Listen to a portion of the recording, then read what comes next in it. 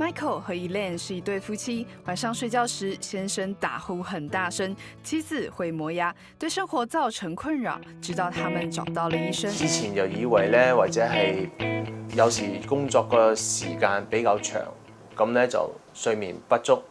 咁我就有一日咧就去好多個醫生嗰度去睇，咁醫生咧就話我一切都係比較正常嘅，咁我就揾唔到原因點解我成日都會每個禮拜有3、4次係好即係好頭痛咁樣。咁自做到我遇到 Dr. Ng， 咁Dr. Ng 咧就同我介紹去做一個 sleep study。晚上你要到那儿过一晚上，它就是在你的头上啊，全部都插满了那个 sensor， 就是像那种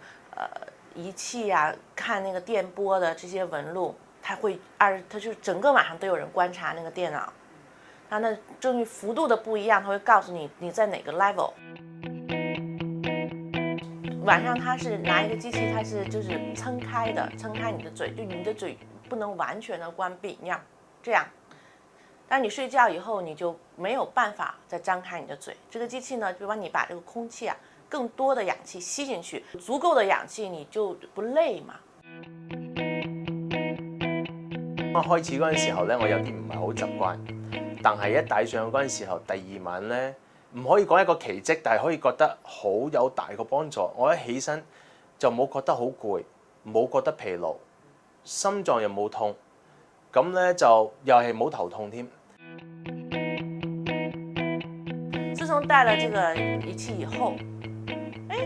他自己精神面貌也很好，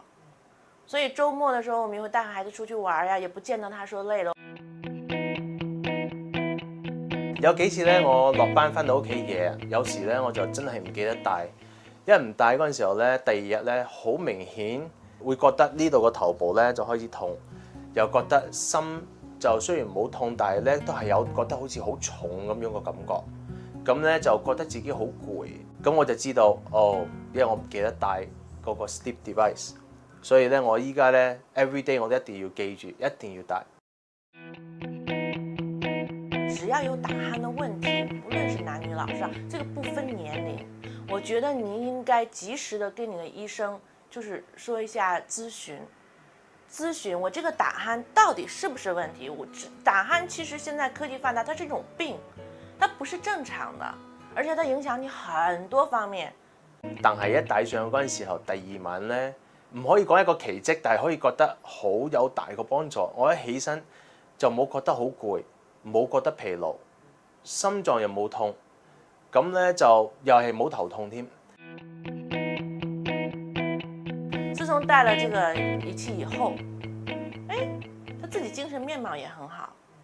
所以周末的時候我們也會帶孩子出去玩呀，也不見到他說累了。Michael 和 Elaine 是一對夫妻，晚上睡覺時，先生打呼很大聲，妻子會磨牙，對生活造成困擾，直到他們找到了醫生。之前就以為咧，或者係有時工作個時間比較長，咁咧就睡眠不足，咁我就有一日咧就去好多個醫生嗰度去睇，咁醫生咧就話我一切都係比較正常嘅，咁我就揾唔到原因點解我成日都會每個禮拜有3、4次係好即係好頭痛咁樣。咁自做到我遇到 Dr. Ng， 咁Dr. Ng 咧就同我介紹去做一個 sleep study。晚上你要到那兒過一晚上，它就是在你的頭上啊，全部都插滿了那個 sensor，